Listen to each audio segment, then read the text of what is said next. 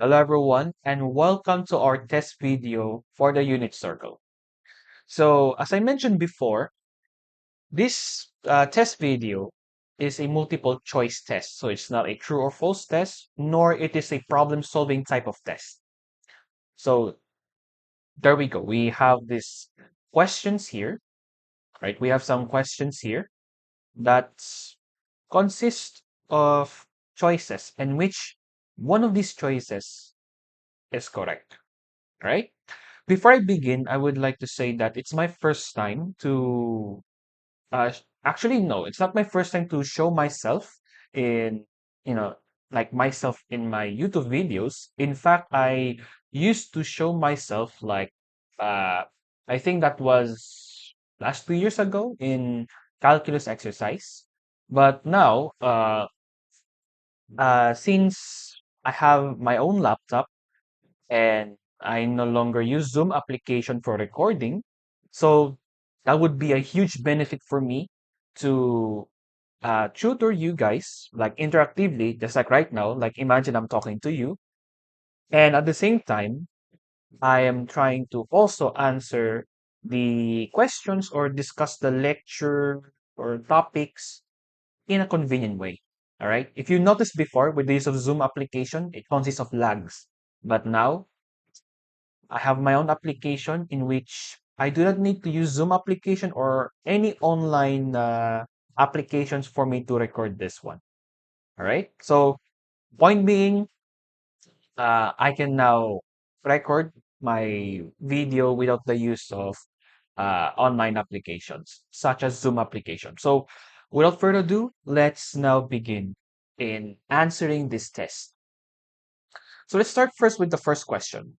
What is the unit circle? First choice, an imaginary circle that is centered at the origin and its radius has no specific length. Second choice, a circle that is centered at the positive x-axis. Third, a circle that is centered at the origin and its radius has a length of 1 unit. Fourth, an imaginary circle that has no given units. So the answer here is actually the third choice. Remember that, yeah, I got it. Remember that in the unit circle, first and foremost, that it is centered at the origin, so it would look like this one. Okay, imagine this is the Cartesian plane, and this is the unit circle. All right, just imagine that. Oh wait, you know what? Let me fix that drawing. It's not that good. Wait, hold on. So, anyway, so yeah, this is the unit circle. Then radius has a length of 1 unit, so that means the measurement of the radius is 1 unit. So 1 unit long. Okay. So that is the unit circle. Okay. So next, what is the standard form of the unit circle? First choice, the square of x minus 2 minus y squared is equal to 3. Second choice, x squared plus y squared is equal to 1. Third choice, the square of x minus 1 plus the square of y minus 1 is equal to 1. And the fourth choice, 2 times the square of x minus 1 plus the square of x minus 1 is equal to 2. So the answer here is the second choice. Okay? So here, if you have a standard form of a circle that is like this, what does it mean? So remember that the standard form of a circle is what? The square of x minus h plus the square of y minus k is equal to r squared, where your center has the coordinates of h and k, right? So here, you will know that the standard form of a unit circle is like this when, number one, the center has the coordinates of 0, 0, meaning your h here is 0 and your k here is 0. Okay? And your radius here is 1. So here, okay, your r should be equal to 1. So if you're going to substitute your r as 1 and your h and y as, h and k as 0, what happens is you will have x minus 0 squared. Okay, forgive my handwriting. Wait. There you go. Plus quantity, y minus 0 squared is equal to the square of 1. The square of 1 is just 1. Simplify it, the answer would be just x squared, y squared is equal to 1. So this is the standard form of the unit circle. Okay? So now let's go to the third question. Oh wait, let me just erase this one. For a moment, let me just erase this one. So for the third question, what is a reference angle?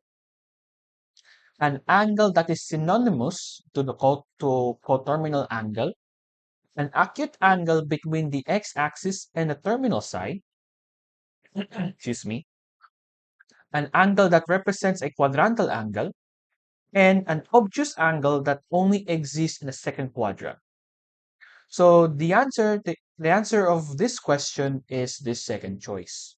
A reference angle is basically an acute angle between the x-axis and the terminal side. So for example, let's just say that I have an angle that exceeds 90 degrees, but less than 180 degrees. So that means I have an angle here.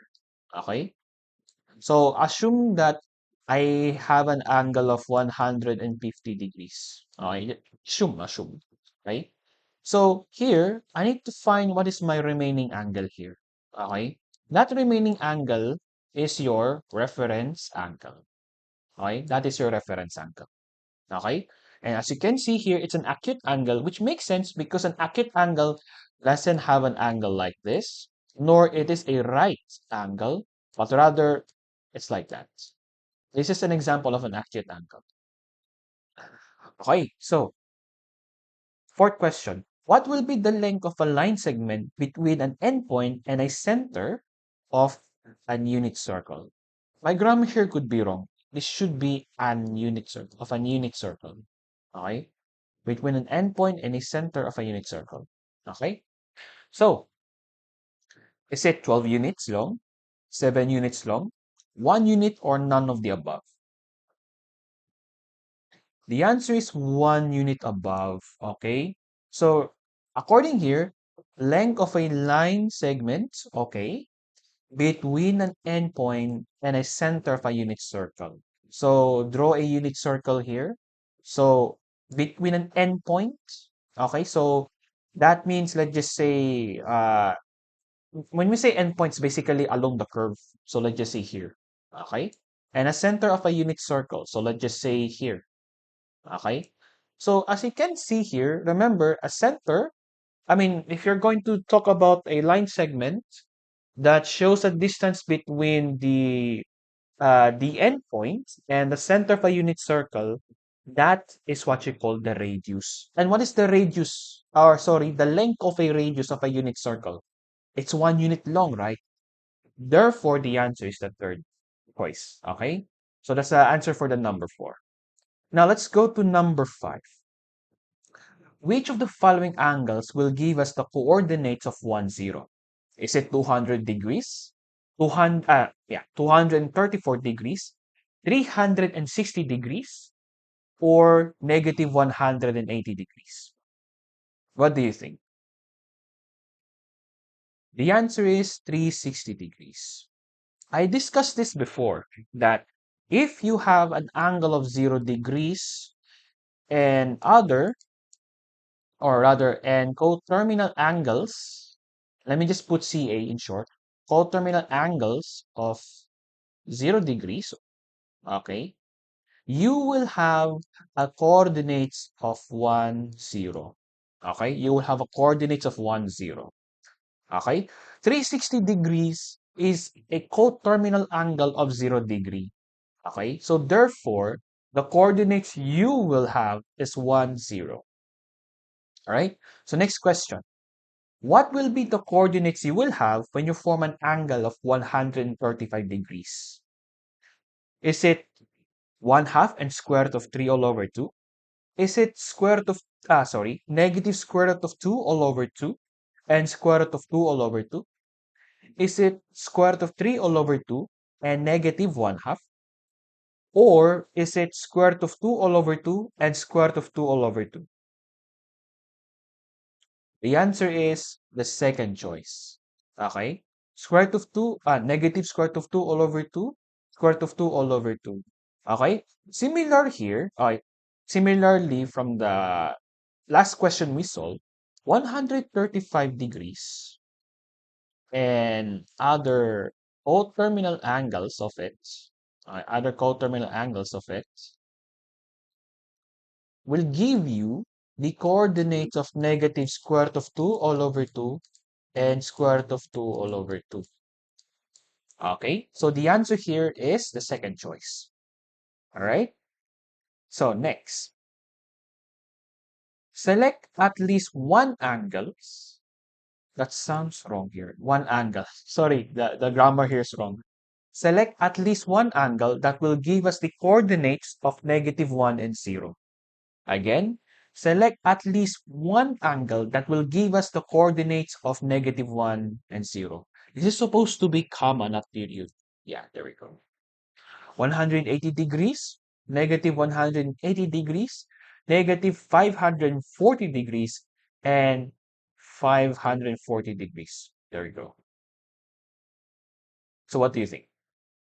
So the answers are 180 degrees, negative 180 degrees, negative 540. Is it? Negative 540 degrees. Wait for a while. 0, negative 90, negative 180, negative 70, negative 360, negative 450. Yes, yes. Negative 540 degrees. And this is not included.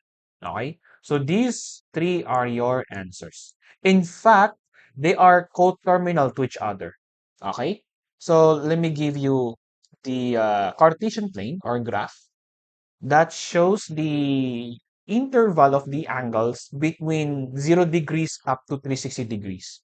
So we have 0 degrees here, 90 degrees, 180 degrees, 270 degrees, and 360 degrees. So one revolution or rotation, you will have an equivalent of 360 degrees angle.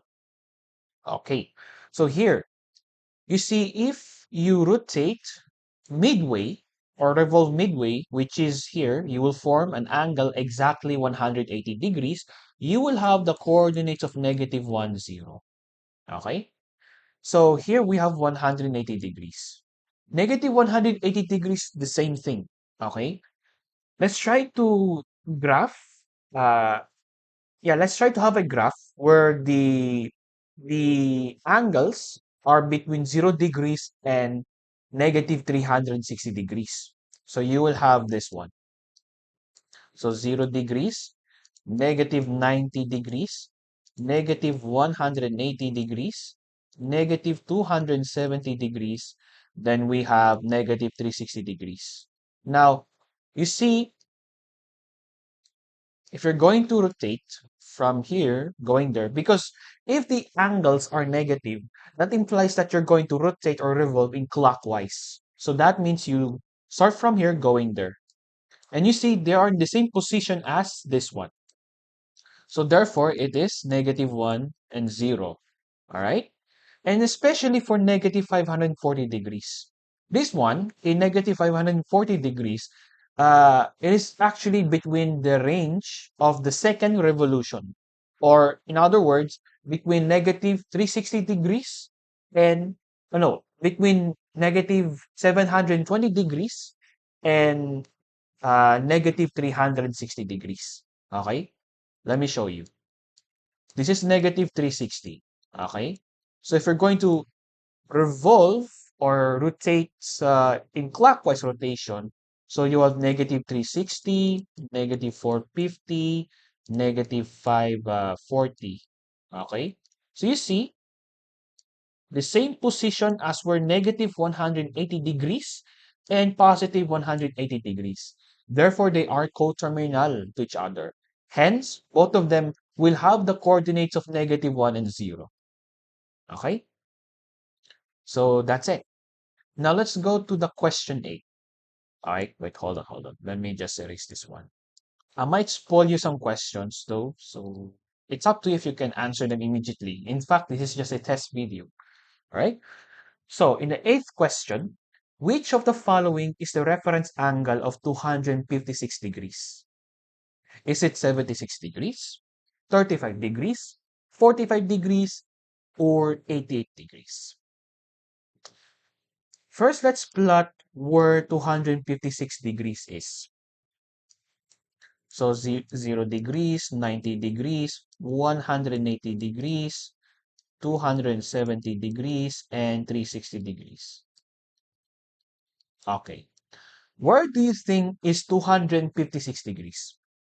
So if you're going to rotate or revolve here, and you're going to reach 256 degrees, it's actually between 180 degrees and 270 degrees. That means you are in the third quadrant. Okay? Now, for your reference angle, you need to find what's a reference angle, by the way. Reference angle is basically an acute angle between the terminal side and the x-axis. So basically this one. So what do you think will be the reference angle?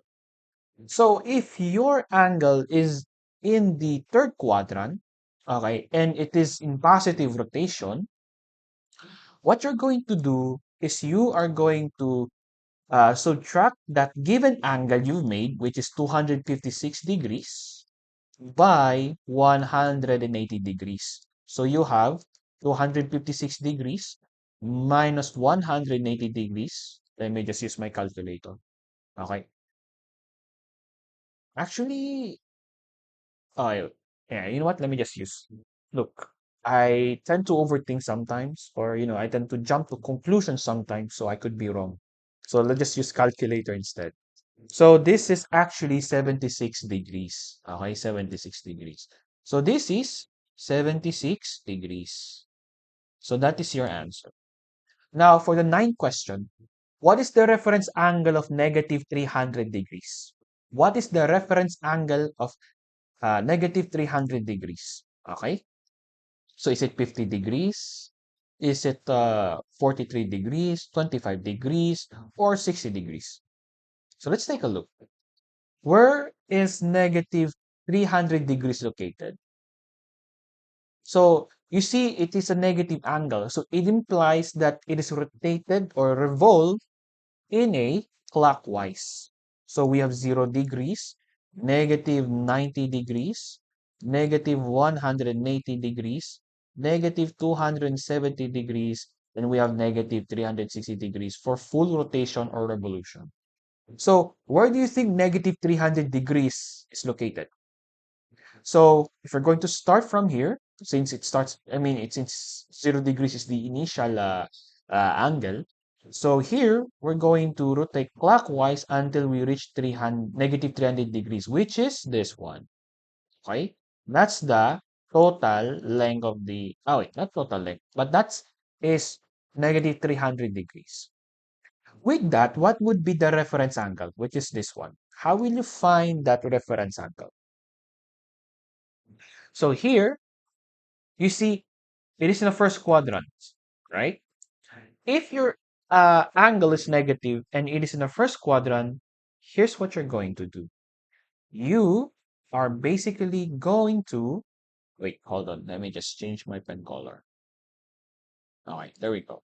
So basically what you're going to do here is you're going to add 360 degrees. Okay? So how to find the reference angle in the first quadrant when the angle is negative? Add 360 degrees. So we have 360 degrees plus negative 300 degrees or minus 300 degrees. So the answer is 60 degrees. Hence, it's the last choice. Now let's answer the last question. Okay. What is the reference angle of negative 450 degrees? Wait, wait, okay. Anyways, yeah. What would be the reference angle of negative 405 degrees? So, let's graph. Since it's negative, what does it imply? It implies that it is rotated or revolved in clockwise rotation. So we have 0 degrees, negative 90 degrees. Hold on, it's okay. Negative 180 degrees, negative 270 degrees, negative 360 degrees. Okay? Now, we can exceed that even further. Okay? So if our starting point is negative 360 degrees, so we can find other quadrantal angles by simply subtracting the given angle here by 90 degrees. So you will have negative 450 degrees. Then minus 90, you will have negative 540 degrees. And subtract it with 90 degrees, you will have 630 degrees. And lastly, you will have negative 720 degrees. So that means in total, if you're going to rotate or revolve twice, it implies that you will achieve an angle of 720 degrees.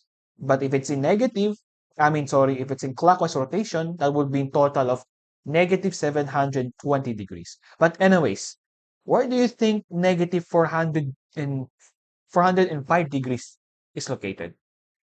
It's actually between negative 450 degrees and negative 360 degrees. Okay? So that means it's where though? Alright, wait. Right. So that means it's actually here. Okay? Let's imagine that this is negative 405 degrees. Okay?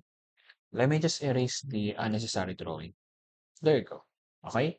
Now here's the thing though.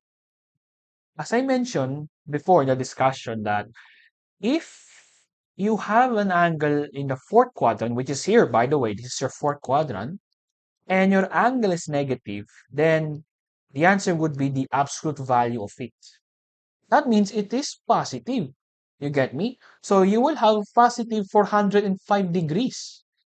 However, you see, Uh, it is correct. Okay, don't get me wrong. You will have 405 degrees as a result, positive. It's good.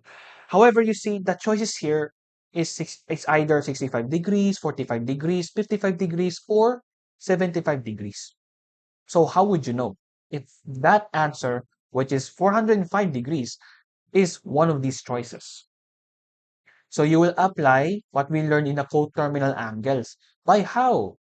Okay, so here what we're going to do here is let's try subtract this by add this by what? 360 degrees. Okay, so if you're going to so yeah, add negative 405 degrees by 360 degrees, you will have negative 45 degrees. Okay, so in other words, negative 405 degrees is just the same as negative 45 degrees. Now, we can apply it here. Okay? So you will have the absolute value of 45 degrees. So that is positive. Oh, wait. No. Wait. Yeah, okay. So that is positive 45 degrees. So the answer here is this one. All right? So I think we're good to go. Okay? Wait.